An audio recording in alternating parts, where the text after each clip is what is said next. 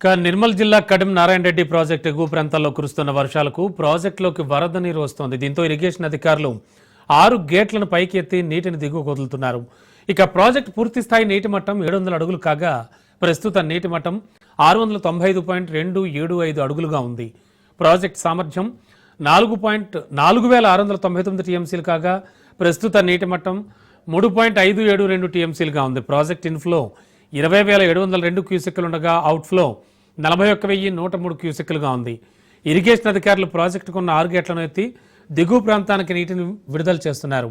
దిగువ గోదావరి పరివాహక ప్రాంత ప్రజలు, గొర్రెల కాపర్లు, రైతులు అప్రమత్తంగా ఉండాలని ప్రాజెక్టు అధికారులు కోరారు.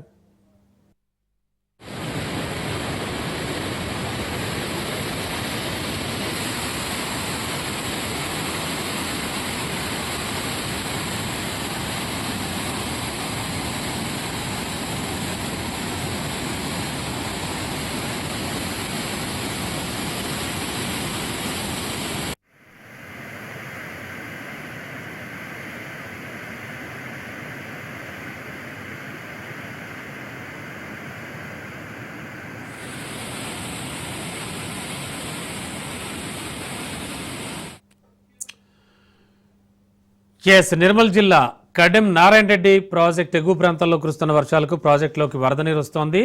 మనం exclusive Raj news on screen చూస్తూ ఉన్నాం ప్రాజెక్ట్ పరిస్థితి, అలాగే నీటి ఫ్లో కూడా. ఇక లేటెస్ట్ ఇన్ఫో అందించడానికి మా కరెస్పాండెంట్ శ్రీనివాస్ సిద్ధంగా ఉన్నారు. Srinivas, Kadem Narayana Reddy project of course ఇదొక్కటే కాదు, తెలంగాణ వ్యాపితంగా ఉన్న ప్రాజెక్టుల్లో జలధారలు కళ్ళకెంపుగా ఉన్నాయి. నీళ్లు చాలా ఎక్కువగా ప్రవహిస్తూ వస్తున్నాయి. ఆ పాల నురుగులు లాంటి నీళ్లు చూస్తుంటే రైతుల కళ్ళల్లో ఆనందం వెలువరిస్తోంది.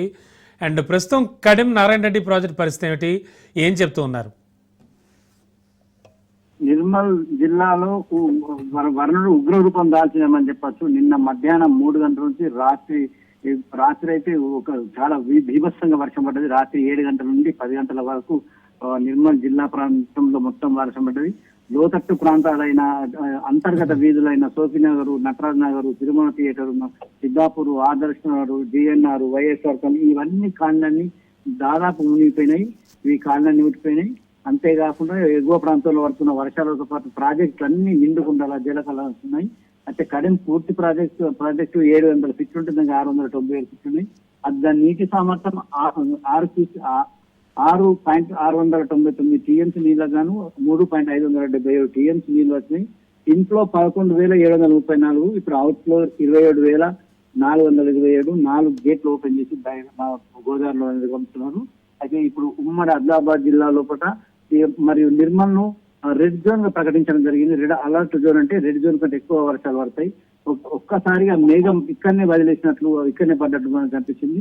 నిన్నైతే భ్రాంతులకు గురైన ప్రజలు ఉరుములతో పాటు, మెరుపులతో పాటు దాదాపు 100 మీటర్ల ముంగట కూడా మనకు రోడ్డు కనిపించలేదు, ఏం కనిపించలేదు. నిర్మల్ చౌరస్తాలో మాత్రం ఒక సముద్రం లెక్కన అయిపోయింది.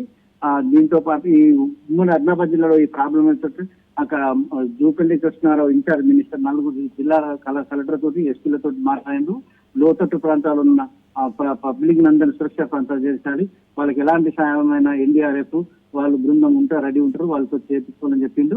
అయితే నిన్న ఆదిలాబాద్ దన్నూరు వాగులో మాత్రం ఒక వ్యక్తి బైక్ పైన పోంగా అతను కొట్టుకుపోయిండు. కొద్ది చీకట్లో ఉండదు కాబట్టి అతను ఎవరైనా ఇప్పటి వరకు గుర్తించడం జరగలేదు. సుమారు 40% వర్షపాతం నమోదైందంటే ఇది అతి భారీగా వర్షం పడ్డది.